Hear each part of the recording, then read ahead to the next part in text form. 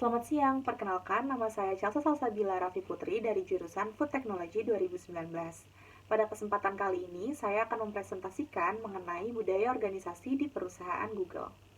Google adalah sebuah perusahaan yang berdiri pada tanggal 4 September 1998. Perusahaan ini didirikan oleh seorang pria yang bernama Larry Page yang kemudian dibantu oleh temannya yang bernama Sergey Brin.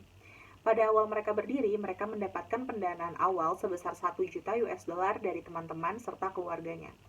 Nah, di tahun 1999, Google ini tuh semakin bertumbuh pesat. Nah, saat popularitas mereka semakin menaik, otomatis mereka membutuhkan pendanaan yang lebih untuk server serta sumber daya manusianya. Oleh sebab itu, Larry Page dan Sergey Brin pun memulai untuk mencari investor untuk mendanai perusahaan mereka. Pada saat mereka sedang mencari investor, Page ini punya persyaratan, yaitu ia dan Brin harus tetap mempertahankan sebagian besar voting stock dan mengontrol penuh Google. Namun, para investor juga punya persyaratan, yaitu Page harus turun dari posisinya sebagai CEO, karena para investor ini percaya kalau Page ini belum terlalu berpengalaman untuk duduk di posisi CEO. Akhirnya dengan berat hati dan demi kesuksesan bersama juga, Page pun turun dari posisi CEO dan digantikan oleh mantan CEO Noble, Eric Schmidt. Nah, semenjak dipegang oleh Eric Schmidt, Google ini semakin meningkat, semakin bertumbuh pesat dan semakin banyak investor yang mau menanamkan dananya di perusahaan Google. Setelah masa jabatan Eric Schmidt berakhir, Page pun kembali menduduki posisinya sebagai CEO. Sedangkan Eric Schmidt sendiri menduduki posisi sebagai chairman. Namun di tahun 2015, Page dan Brin memutuskan untuk mendirikan sebuah perusahaan bernama Alphabet, dan di sana Page sendiri menduduki posisi sebagai CEO. Nah, perusahaan Alphabet ini merupakan perusahaan yang sekarang membawahi perusahaan Google, mobil otonom Waymo, dan masih banyak perusahaan lainnya. Dan sampai sekarang, perusahaan Google sendiri di-CEO-i oleh seorang pria bernama Sundar Pichai. Suatu budaya organisasi sebenarnya dapat dikatakan ideal apabila sudah memenuhi 7 dimensi budaya organisasi. Di antaranya, attention to detail, outcome orientation, people orientation, team orientation, aggressiveness, stability, innovation, and risk-taking. Namun, sebenarnya Google tidak memenuhi ketujuh dimensi budaya organisasi itu melalui budaya organisasi yang telah dilaksanakannya. Namun, itu bukan berarti bahwa budaya organisasi yang dilaksanakan oleh Google itu tidak baik dan tidak ideal bagi para karyawannya. Budaya organisasi Google yang pertama, para karyawan diharuskan untuk menyelesaikan proyek-proyek yang telah diberikan dengan seksama, memperhatikan setiap detail, memperhatikan setiap rincian, menganalisa dengan cermat, dan hal ini sudah memenuhi dimensi budaya organisasi yang pertama, yaitu attention to detail. Kemudian budaya organisasi Google yang kedua, yaitu para karyawan dibebaskan untuk memilih sendiri bagaimana cara mereka menyelesaikan proyek-proyek yang telah perusahaan berikan. Karena dipercaya bahwa setiap orang itu memiliki cara problem solving yang masing-masing dan pastinya berbeda. Dan hal ini sudah memenuhi dimensi budaya organisasi yang kedua, yaitu outcome orientation. Kemudian budaya organisasi Google yang ketiga, yaitu para karyawan di sana selalu dilibatkan dalam pengambilan keputusan perusahaan. Manajemen di sana selalu memastikan bahwa karyawan dapat mendapatkan hak yang sama dan merata. Dan hal ini sudah memenuhi dimensi budaya organisasi yang ketiga, yaitu people orientation. Kemudian budaya organisasi Google yang keempat, Google selalu memastikan bahwa setiap karyawannya rutin mengadakan forum diskusi.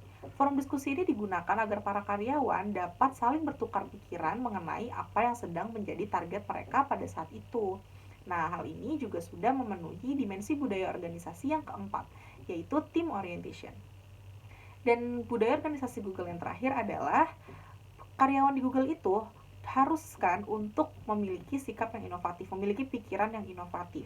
Dan mereka harus berani mengambil resiko dan berani bertanggung jawab atas keputusan yang sudah mereka ambil. Dan hal ini juga sudah memenuhi dimensi budaya organisasi yang ketujuh, yaitu innovation and risk taking. Suatu budaya organisasi di sebuah perusahaan itu sangat mempengaruhi orang-orang yang bekerja di dalamnya. Misalnya mempengaruhi manajer-manajer yang bekerja di situ. Jadi manajer-manajer itu mempunyai 4 tanggung jawab atau 4 job desk yang harus bisa mereka kuasai. Ada planning, organizing, leading, dan controlling. Nah, agar memenuhi kriteria sebagai manajer yang ideal, para manajer tuh harus bisa menguasai 4 keahlian ini. Namun, apabila suatu perusahaan itu budaya organisasinya buruk, otomatis kinerja manajer pun akan menurun, dan otomatis itu akan membuat para karyawan yang bekerja di bawahnya kinerjanya juga tidak maksimal.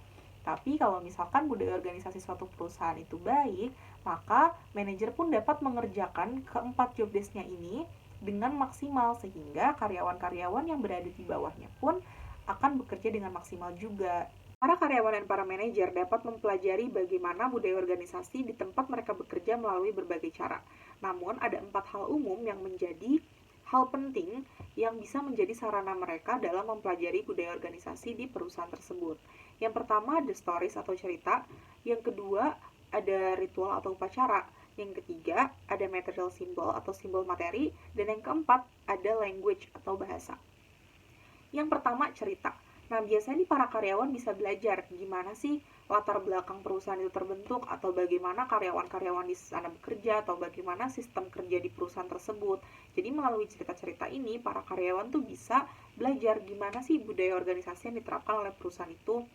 Kemudian yang kedua itu adalah ritual atau upacara. Nah, ritual atau upacara ini kan biasanya adalah hal yang sudah menjadi kebiasaan atau menjadi rutinitas yang dilaksanakan oleh perusahaan itu. Nah, melalui kebiasaan-kebiasaan ini, para karyawan bisa belajar bagaimana kebiasaan-kebiasaan ini tuh membentuk budaya organisasi yang ada di perusahaan itu. Kemudian yang ketiga itu adalah simbol materi atau material simbol. Nah, simbol materi ini biasa diartikan sebagai ciri khas dari perusahaan itu. Apakah perusahaan itu ciri khasnya modis, ataukah casual, ataukah formal. Nah, dari sini tuh para karyawan bisa beradaptasi dan bisa menyesuaikan diri mereka sesuai dengan simbol materi dari perusahaan itu. Kemudian yang terakhir atau keempat itu adalah language atau bahasa. Nah, biasanya bahasa tuh menjadi identitas tersendiri bagi setiap perusahaan. Apakah misalkan perusahaan itu mempunyai bahasa-bahasa unik ataukah istilah-istilah unik yang mereka gunakan untuk menjalankan perusahaannya dan sudah menjadi identitas dari perusahaan itu sendiri. Jadi dari situ para karyawan bisa tahu bagaimana sih identitas dari perusahaan itu sehingga membentuk budaya organisasi di perusahaan itu. Nah, sekian presentasi dari saya mengenai budaya organisasi perusahaan Google. Kurang lebihnya mohon maaf, terima kasih.